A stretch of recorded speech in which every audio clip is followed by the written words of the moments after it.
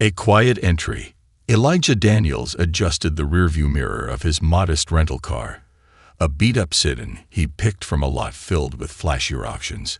His tailored suits, gleaming wristwatches, and luxury vehicles were part of a different world, one he had deliberately stepped away from today. Instead, he wore a faded polo shirt, worn jeans, and a simple pair of sneakers, blending effortlessly into the surroundings. His decision to go undercover wasn't impulsive. It was calculated, rooted in years of hearing whispers about cracks in the customer experience at his dealerships. Today, he'd see it for himself.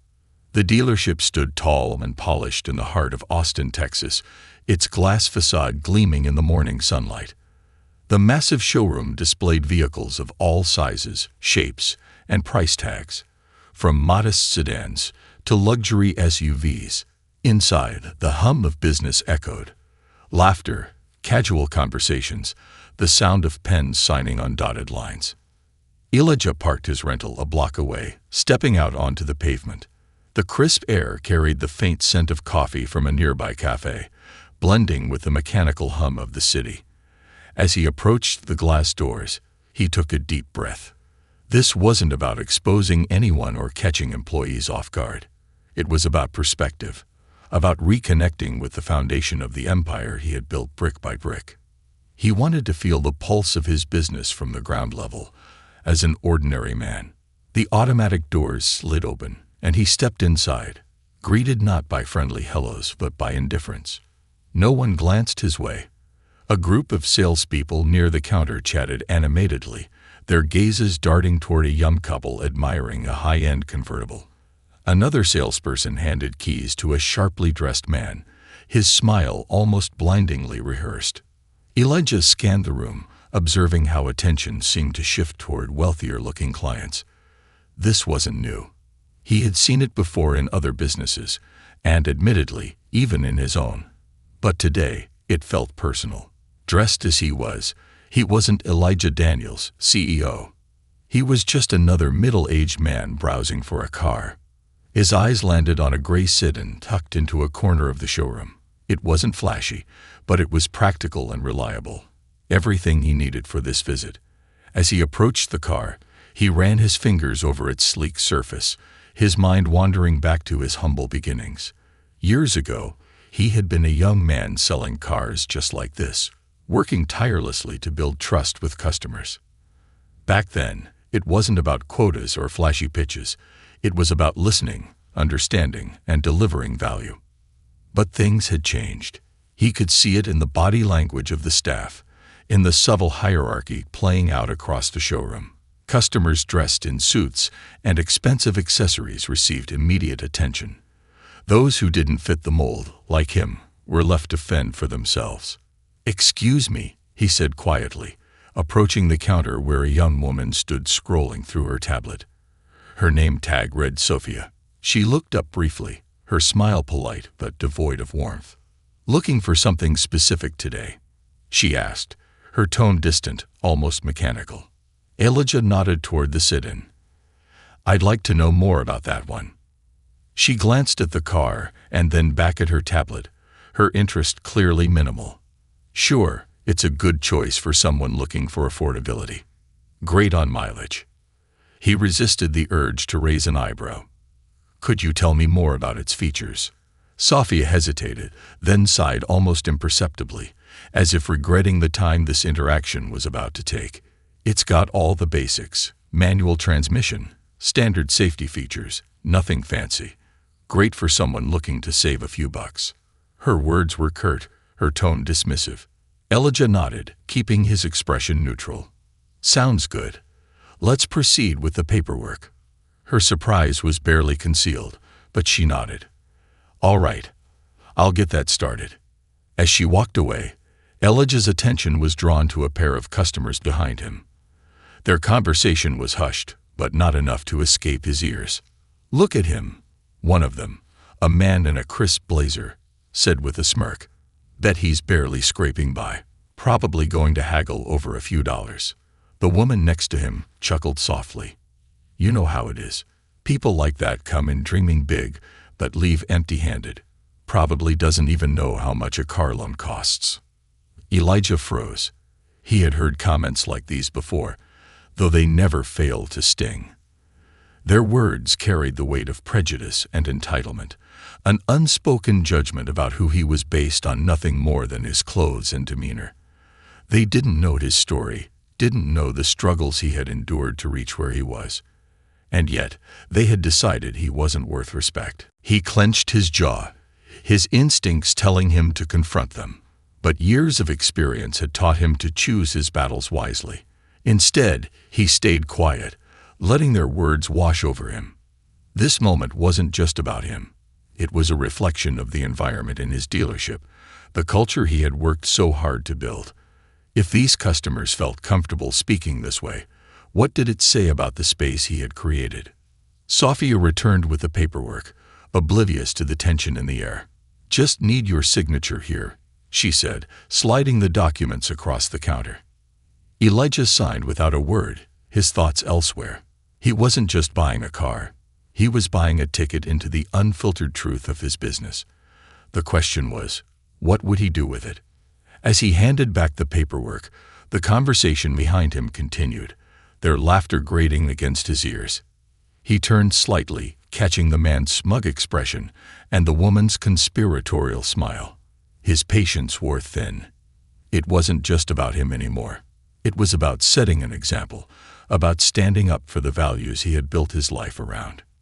Taking a deep breath, Elijah prepared to do what he had come here for, uncover the truth, no matter how uncomfortable it might be. Unveiling the cracks. Elijah Daniels leaned back in the hard plastic chair near the showroom's corner, feigning interest in a brochure about financing options. In reality, his focus was elsewhere, on the subtle interactions happening across the dealership floor. The whispers, the pointed glances, and the shifting body language painted a picture he had been preparing himself to see for years. But no amount of preparation could dull the sting of witnessing it firsthand. The two customers who had mocked him earlier were now chatting with a salesperson, their smiles wide as they inspected a luxury SUV. The salesman, Peter, according to his name tag, was animated, using sweeping gestures and an exaggerated tone as he pitched the vehicle. His enthusiasm was palpable, his laughter easy. Elijah watched as Peter walked them through every feature, even offering to fetch coffee while they deliberated. It was the kind of attentiveness and care that Elijah had built his company's reputation on. And yet, it was reserved only for those who fit a specific mold. He glanced at Sophia, the young woman who had handled his paperwork. She was back at her desk, scrolling through her phone, her earlier disinterest still evident. The contrast was glaring. It wasn't just about personalities. It was about priorities. And Elijah couldn't help but wonder how many other customers like him had walked into this dealership, only to leave feeling unseen and undervalued. Just as he was about to rise, a commotion near the entrance caught his attention. A woman, dressed in a modest blouse and slacks, walked in holding a small child by the hand. She looked tired, her hair slightly disheveled, and her shoes scuffed from wear. Her eyes darted nervously around the room as she approached the reception desk. "Hi, I was hoping to speak to someone about trading in my car," she said softly, her voice almost drowned out by the dealership's hum. The receptionist barely looked up, her smile perfunctory. "You'll need to wait for one of the sales team to become available," she replied before returning to her computer screen. The woman nodded, her shoulders sagging slightly as she took a seat near the entrance. The child tugged at her sleeve, asking for a snack, and she rummaged through her bag, producing a slightly crumpled granola bar. Elijah's chest tightened at the sight. He remembered his own mother, years ago, juggling work, bills, and raising him on a teacher's salary. That quiet resilience, that invisible strength, it was something he had never forgotten. Yet here she was, another customer, waiting to be noticed, waiting for someone to care. Minutes turned into an hour. Elijah watched as multiple salespeople walked past her, their focus squarely on the big-ticket customers. Even Peter, who had just wrapped up with the SUV buyers, glanced at her and then turned away, heading toward a younger man admiring a sports car. The woman's expression shifted from hopeful to resigned. She looked down at her hands, fidgeting with the strap of her purse, as if second-guessing her decision to come here. Elijah felt his patience wearing thin. He rose from his seat and approached her, his movements deliberate. "Excuse me," he said, his voice gentle. "Are you being helped?" She looked up, startled. "Oh no, I'm still waiting. I think they're busy." Elijah glanced around the showroom, his jaw tightening. "Busy doesn't mean ignoring you," he said firmly. "What are you looking to trade in?" "It's an older model sedan," she replied hesitantly. "Not worth much, but I need something more reliable for work. My car keeps breaking down, and it's hard with my little one." Her words hit him like a punch to the gut. How many times had he heard similar stories from customers during his early years in sales? Back then, he had prided himself on listening, on finding solutions for people who needed them most. But now, standing in his own dealership, he felt the weight of how far removed those values had become. "Wait here," Elijah said, his tone leaving no room for argument. He marched toward the front desk, his eyes locking onto the manager's office. The glass door was slightly ajar, and inside, a middle-aged man in a crisp shirt and tie was typing away on his computer. Elijah knocked once before stepping in. The manager, a man named Frank, looked up, startled. "Can I help you?" he asked, his tone polite but guarded. "Yes, you can," Elijah said, his voice calm but firm. "There's a customer waiting near the entrance. She's been here for over an hour without anyone offering assistance. That's unacceptable." Frank blinked, clearly taken aback. "I'm sorry to hear that, but we're a bit short-staffed today." "That's not an excuse," Elijah cut in. "I've been sitting here for the past 2 hours, observing how this dealership operates. Do you know what I've seen? A sales team that prioritizes appearance over need. Customers like her are being ignored because they don't look like they're worth your time." Frank's face flushed. "I assure you, that's not our intention. We value every customer. Words mean nothing without action." Elijah interrupted, his voice rising slightly. "She's a single mother trying to provide for her child. She doesn't need to be ignored. She needs help." Frank hesitated, his confidence faltering. "I'll handle it personally." "No, you won't," Elijah said firmly. "You'll assign someone who knows how to listen, someone who can treat her with the respect she deserves. And if you don't have someone like that, then you've got a bigger problem than you realize." The weight of his words hung in the air. Frank nodded reluctantly, rising from his chair. "I'll make sure she's taken care of," he said, his tone subdued. Elijah stepped back, allowing the manager to leave the office. He followed at a distance, watching as Frank approached the woman with a forced smile. The sight didn't ease Elijah's frustration, but it was a start. He returned to his seat, his mind racing with thoughts of what needed to change. The dealership was a microcosm of a much larger issue. It wasn't just about cars or sales. It was about humanity. About seeing people, not labels. About recognizing that every person who walked through those doors had a story, a struggle, a reason for being there. As Elijah sat there, the weight of his responsibility settled heavily on his shoulders. He wasn't just a CEO. He was a leader, and it was his job to ensure that the values he had built his empire on weren't just words on a mission statement. They had to be lived, every single day, by every single employee. The cracks in the foundation were wider than he had anticipated. But now that he had seen them, there was no turning back. He would fix them, no matter what it took. The storm brews. Elijah Daniels sat back in the modest sedan he had just purchased, gripping the wheel tightly as he stared out across the dealership parking lot. The faint hum of activity inside the showroom filtered through the glass as his mind raced. What he had observed in the last few hours weighed on him, not just as a CEO, but as a human being. This wasn't just about poor customer service or oversight. It was about values, about humanity, and about how easily both could be overshadowed by greed and assumption.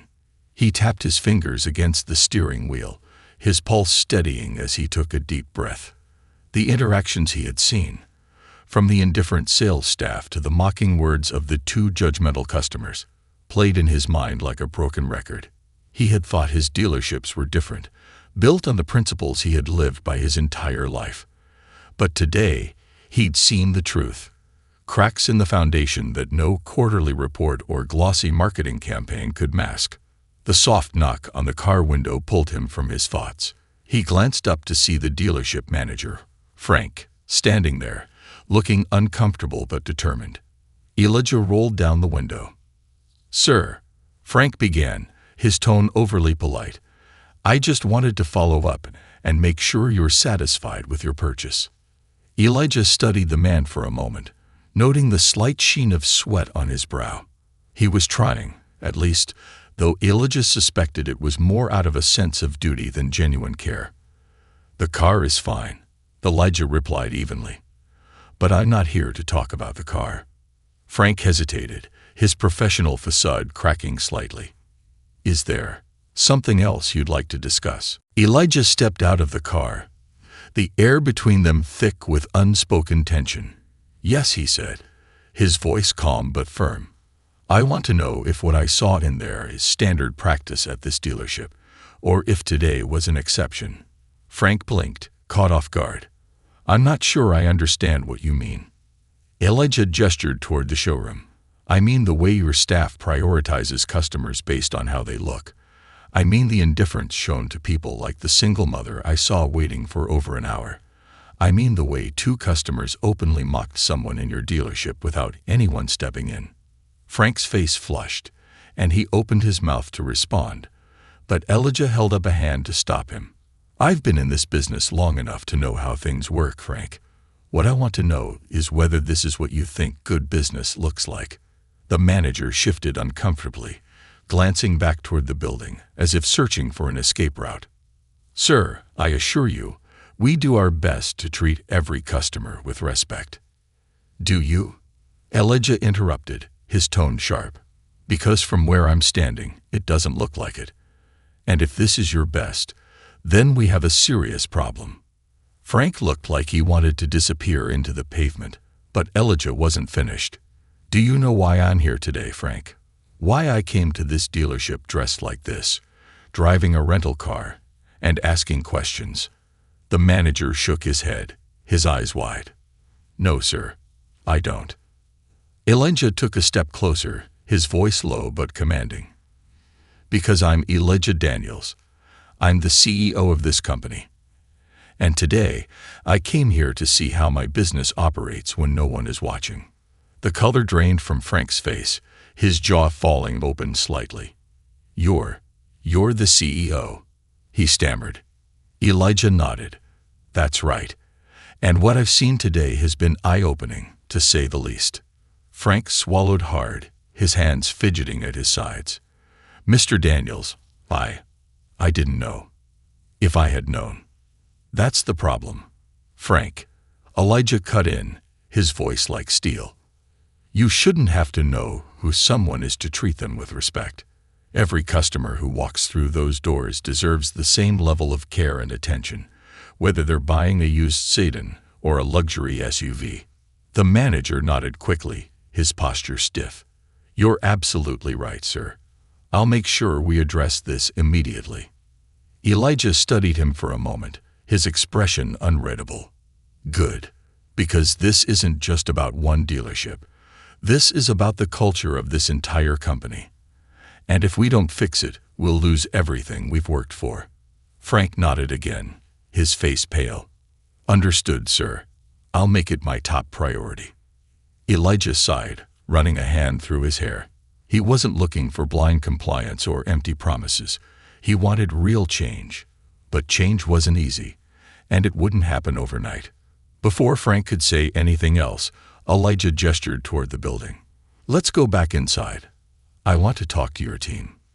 Frank hesitated for a moment, then nodded, leading the way. As they stepped back into the showroom, the atmosphere shifted. Employees glanced up from their desks, their conversations faltering as they noticed the intensity in Elijah's demeanor. The room felt heavier, charged with an unspoken energy. Elijah turned to Frank. "Gather everyone. I want to address the staff." The manager nodded, his voice shaky as he called out to the team. Within minutes, the salespeople, receptionists, and even the service technicians had gathered in the center of the showroom, their expressions a mix of curiosity and nervousness. Elijah stepped forward, his gaze sweeping over the group. "Good afternoon, everyone," he began, his tone calm but commanding. "For those of you who don't know me, I'm Elijah Daniels, the CEO of this company. Today, I came here as a customer, not as your boss. I wanted to see how our business operates on the ground level, how we treat the people who walk through those doors." He paused, letting his words sink in. The room was silent, the tension palpable. "What I saw today," he continued, his voice steady, "was both disappointing and unacceptable. I saw customers ignored, judged, and treated as less than because of how they looked. I saw employees who prioritized appearances over substance, quotas over connection. And that's not the business I built." A murmur rippled through the group, but Elijah silenced it with a raised hand. "Let me be clear," he said, his voice firm. "This company was built on values, respect, integrity, and a commitment to treating every person who walks through our doors with dignity. If we've lost sight of those values, then we've lost our way. And I won't stand for it." He glanced at Frank, then back at the team. "Change starts here, today.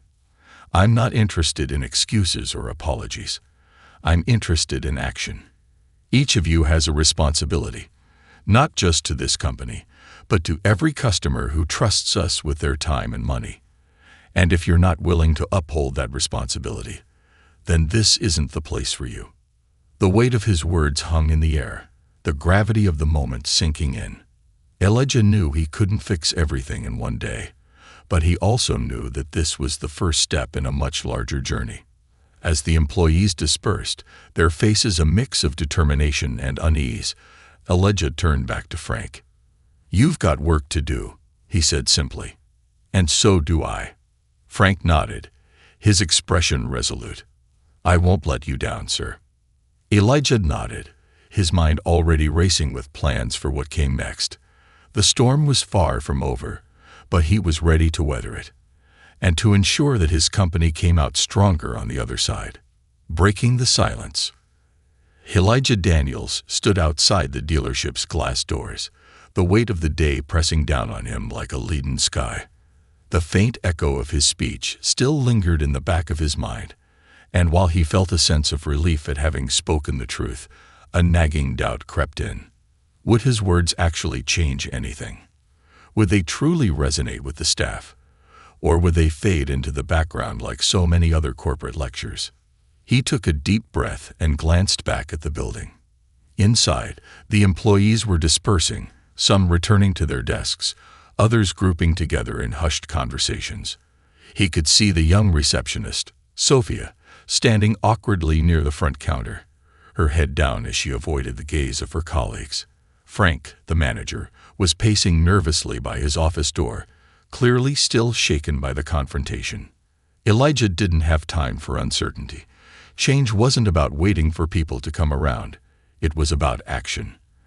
And as much as he wanted to trust his employees to take the initiative, he knew he had to lead by example.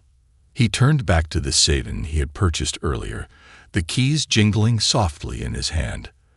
The thought of driving away, leaving the day behind him, was tempting, but something held him back. The memory of the single mother sitting patiently with her child, waiting for someone to notice her, flashed in his mind. She represented everything he was fighting for, everything he had built his business to stand for. He couldn't just leave. Not yet. Elijah turned on his heel and walked back into the showroom. The automatic doors slid open with a soft hiss, and the buzz of activity momentarily quieted as the staff noticed his return. He strode purposefully toward Frank, who stopped mid-pace and straightened up like a soldier caught slouching. "Frank," Elijah said, his tone even but firm, "I need a list of all the customers who visited this dealership in the past month.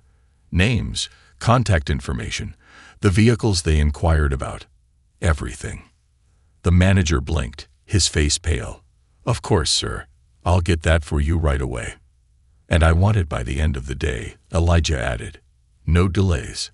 Frank nodded hurriedly and disappeared into his office, leaving Elijah standing in the middle of the showroom.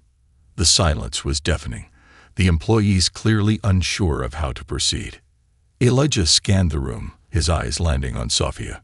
She looked up briefly, then quickly returned her gaze to her tablet. Elijah approached her desk, his footsteps deliberate. She stiffened as he drew near, clearly anticipating some kind of reprimand. "Sophia," Elijah said, his tone softer now. "Can I have a word?" She looked up hesitantly, her eyes wide.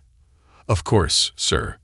Elijah gestured toward a nearby seating area, and she followed him, clutching her tablet like a shield. They sat across from each other, the glossy surface of the small coffee table between them reflecting the fluorescent lights above. "I want to talk to you about your experience here," Elijah began, his voice calm but probing. "How long have you been working at this dealership?" Sophia hesitated, then answered, "About 1.5 years.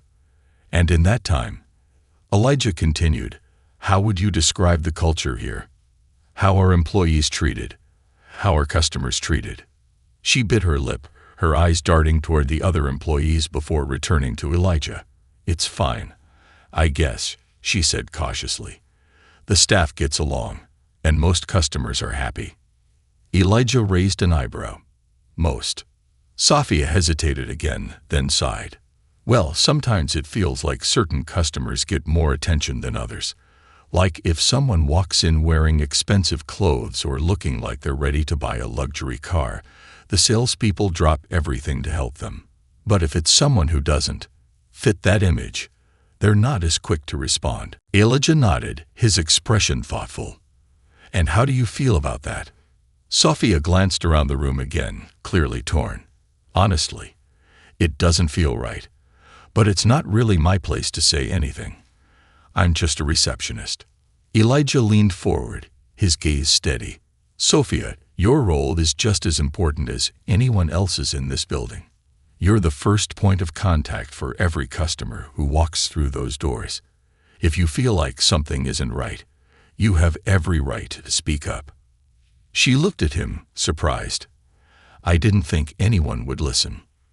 "Well, I'm listening now," Elijah said, "and I want you to know that your voice matters. If you ever see something that goes against our values, whether it's how a customer is treated or how employees interact, I want you to bring it to my attention." "Understood." Sophia nodded, her shoulders relaxing slightly. "Yes, sir. Thank you." Elijah smiled faintly. "Thank you, Sophia. You've been honest, and that's exactly what we need more of around here." As he stood to leave, Sophia hesitated. "Mr. Daniels." He turned back to her. "Yes. I want to say I'm sorry," she said, her voice trembling slightly. "For not treating you better when you came in earlier. I should have done more." Elijah's expression softened. "Sophia, I didn't come here for special treatment. I came here to see the truth. And the truth is, we all have room to grow. What matters now is what we do moving forward." She nodded, a faint smile crossing her lips. "I'll do better. I promise." Elijah gave her an encouraging nod before walking away, his mind already racing with ideas for how to address the larger issues at hand. The conversation with Sophia had been a small step, but it was a step in the right direction. It gave him hope that change was possible, even if it would take time and effort. He made his way to the waiting area, where the single mother was still sitting with her child. Her face lit up when she saw him approach, and she quickly stood, smoothing her blouse. "Hi," Elijah said warmly. "I wanted to check in with you. Has anyone helped you yet?" She shook her head, her expression a mix of frustration and resignation. "Not yet. I think they're busy." Elijah's jaw tightened, but he kept his tone gentle. "Let's fix that. Come with me." He led her to the sales desk, where a group of employees stood chatting. The moment they saw him, Their conversation ceased, and they straightened up. "Who's available to assist this customer?" Elijah asked, his tone firm. One of the salespeople stepped forward reluctantly. "I can help." Elijah nodded, then turned to the woman. "Let me know if you need anything else." She smiled gratefully, and Elijah stepped back, watching as the salesperson began to assist her. It wasn't perfect, but it was a start. As the day wore on, Elijah continued to observe, taking mental notes and speaking with employees one-on-one. He knew that change wouldn't come easily, but he was committed to seeing it through. This dealership was just one piece of the puzzle, but it was a crucial one. And if he could set the standard here, he could set it across the entire company. The storm had begun to break, and Elijah was ready to rebuild, brick by brick, principle by principle, until the foundation was stronger than ever. The turning point. The sun dipped low on the horizon, casting long shadows across the dealership's glossy showroom floor. Elijah Daniels leaned against the hood of his new sedan, its modest design now a symbol of something much greater than transportation. It represented a promise, a commitment to change. But promises alone wouldn't rebuild the culture of his business. Action was needed, and Elijah knew this was his moment to lead by example. The dealership's day was winding down, but Elijah had no intention of leaving. He had called a meeting of every employee, from the sales staff to the service technicians, making it clear that attendance was mandatory. The atmosphere in the building was tense as the team gathered in the central showroom. Conversations were hushed, the usual lighthearted energy replaced by a sense of anticipation. Elijah stood at the center of the room, his presence commanding without being intimidating. He wasn't dressed in a suit or standing behind a podium. He stood as a man who had built his empire from the ground up, a man who understood struggle, perseverance, and the value of treating others with dignity. "Thank you all for staying late," Elijah began, his voice calm but resolute. "I know this isn't how you plan to end your day, but I felt this was important. What we do here today will set the tone for the future, not just for this dealership, but for the entire company." He paused, letting his words settle over the room. The employees stood in a loose semicircle, their faces a mix of curiosity, unease, and quiet guilt. Elijah recognized some of them from earlier interactions. The salesperson who had ignored the single mother, the receptionist who had been indifferent, the manager who had made excuses. "I want to start by sharing a story," Elijah continued. "When I was 24, I got my first job selling cars at a dealership not much different from this one. Back then, I didn't have a lot. I was living paycheck to paycheck, trying to make ends meet. But I'll never forget the lessons I learned in those early years. Lessons about trust, empathy, and the importance of listening to people." He scanned the room, his eyes meeting those of his employees. One day, an older man walked into the dealership. He was dressed in overalls, covered in grease and dirt. Most of the salespeople ignored him, assuming he wasn't worth their time. But I didn't. I went over, greeted him, and spent hours learning about what he needed. Turns out, he owned a small business and was looking to buy 3 trucks for his fleet. That sale didn't just earn me a commission. It taught me something crucial. You can't judge a person by how they look. Everyone has a story. Everyone deserves respect. Elijah let the silence stretch for a moment before continuing. That lesson stayed with me as I built this company. I wanted it to be a place where every customer, no matter who they were or what they looked like, felt valued. But today, I saw how far we've strayed from that vision. The employees shifted uncomfortably, some avoiding eye contact while others nodded subtly, acknowledging the truth of his words. I watched as customers were judged, ignored, and dismissed, Elijah said, his voice growing firmer. I saw a single mother sitting with her child, waiting for over an hour while your focus was on people who looked like they could afford luxury cars. I heard 2 customers mock someone behind his back, and no one stepped in to stop it. And when I came here as an ordinary man, dressed in worn clothes, I saw how differently I was treated compared to those who walked in wearing suits. A murmur rippled through the room, the weight of his words sinking in. Some employees exchanged glances, while others stared at the floor, their faces flushed with shame. "This isn't just about customer service," Elijah continued. "It's about who we are as a company. It's about the values we claim to uphold, and whether we're living up to them. And right now, we're not. But that changes today." He took a step forward, his voice steady and resolute. "From this moment on, every employee at this dealership will undergo mandatory training in customer service, empathy, and inclusivity. We will rebuild this culture from the ground up, and it will start with each of you." Elijah gestured toward Frank, the manager, who stood stiffly to the side. "Frank will be leading this initiative, but make no mistake, this is not just his responsibility. It's yours. Every one of you has a role to play in making this dealership a place where people feel welcome, valued, and respected." Frank nodded quickly, though his expression was still tinged with uncertainty. "I'm also instituting a new system for accountability," Elijah added. "From now on, we will be collecting feedback from every customer who walks through our doors. Their voices will guide us, and their experiences will hold us accountable." He paused, scanning the faces of his employees. "I know this won't be easy. Change never is. But I built this company on the belief that we could do better. And I still believe that. The question is, do you?" The room was silent for a long moment. Then, slowly, a hand went up. It was Sophia, the receptionist. She stepped forward, her voice trembling but resolute. "I want to do better," she said. "I know I've made mistakes, and I'm sorry for not giving my best, but I'm ready to learn. I want to make this a place we can all be proud of." Her words seemed to spark something in the room. One by one, other employees began to nod, murmuring their agreement. A young salesperson raised his hand next. "I've been guilty of judging customers based on appearances," he admitted, "but I want to change that. I don't want to be that kind of person." More voices joined in, the energy in the room shifting from tension to determination. Elijah felt a flicker of hope. This was what he had been waiting for, not blind compliance, but genuine commitment to growth.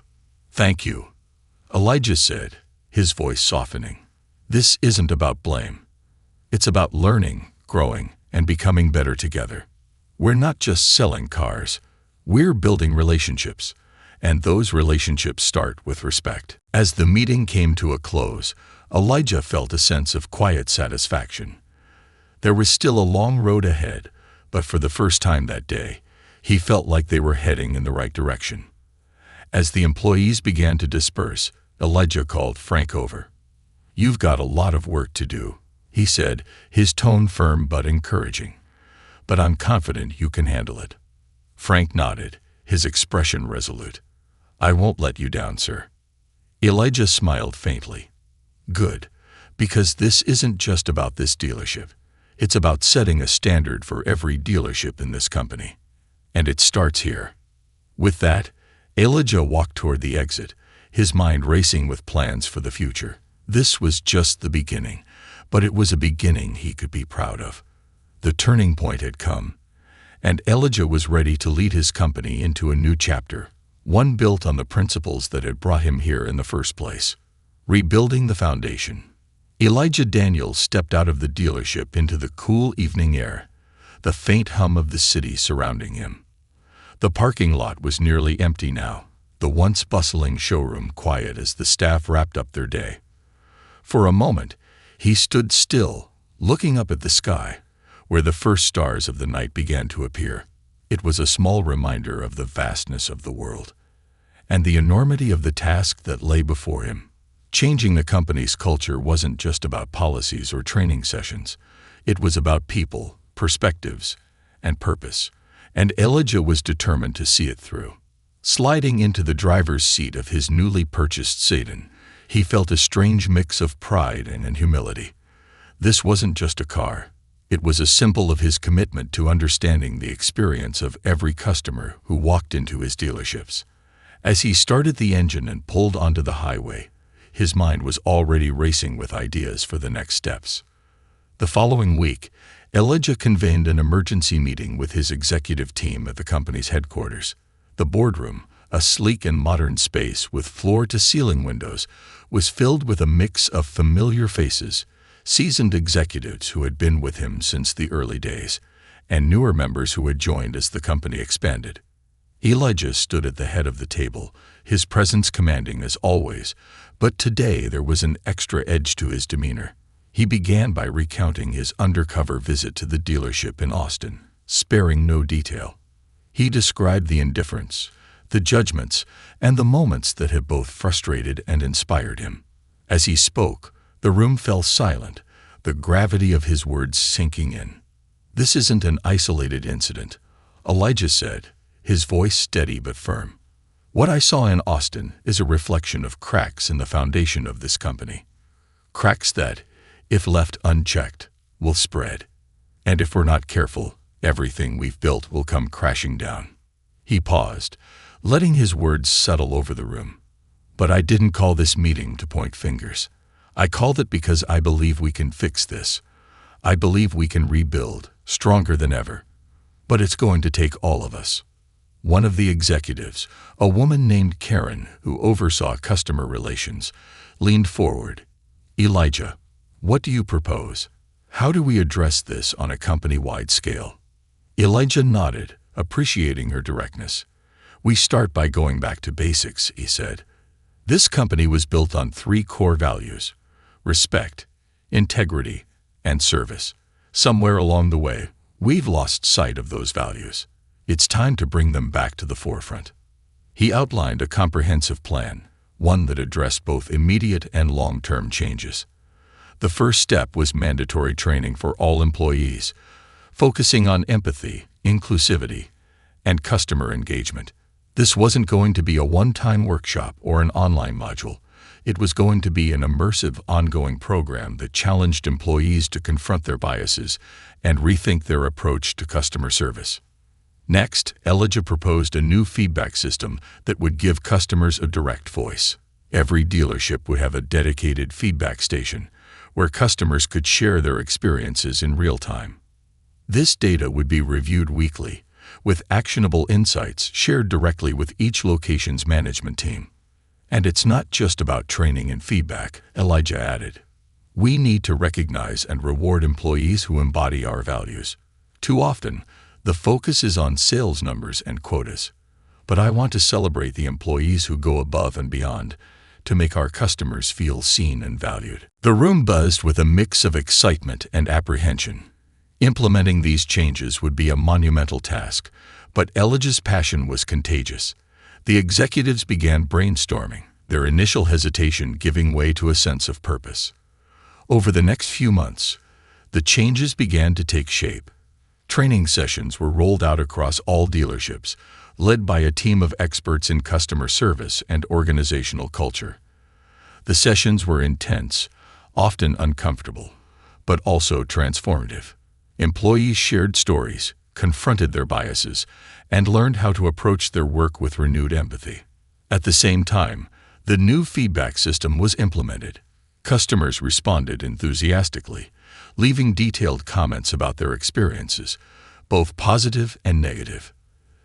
The data revealed patterns and pain points that had previously gone unnoticed, giving Elijah and his team invaluable insights into where improvements were needed. One of the most significant shifts came in the form of employee recognition. Each month, dealerships began celebrating employees who had gone above and beyond for their customers. These stories were shared company-wide, fostering a sense of pride and camaraderie among the staff. Back in Austin, the changes were particularly evident. Frank, the dealership manager, had fully embraced his role as a leader in this cultural transformation. He worked closely with his team, holding regular meetings to discuss feedback and brainstorm solutions. The employees, once indifferent and disengaged, now approached their work with a newfound sense of purpose. Sophia, the receptionist, became one of the dealership's shining stars. Inspired by her conversation with Elijah, she took it upon herself to ensure that every customer who walked through the doors felt welcome and valued. Her efforts didn't go unnoticed. She was soon promoted to a customer relations specialist, a role that allowed her to make an even greater impact. The single mother who had been ignored during Elijah's initial visit returned to the dealership, this time greeted warmly by the staff. Frank personally assisted her, ensuring that she found a reliable vehicle that fit her budget. She left with more than just a car. She left with the assurance that her business was valued and her story was heard. 6 months after his undercover visit, Elijah returned to the Austin dealership. This time, he didn't come disguised as a customer. He arrived as the CEO, but not for a formal inspection or a publicity stunt. He came to see how far they had come. As he walked through the doors, he was immediately struck by the difference. The atmosphere was warm and inviting, the staff attentive and engaged.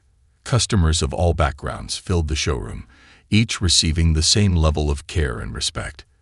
Elijah spent hours speaking with employees and customers, listening to their stories, and witnessing the impact of the changes firsthand. Before leaving, Elijah gathered the staff for a brief meeting. "What I see here today gives me hope," he said, his voice filled with pride.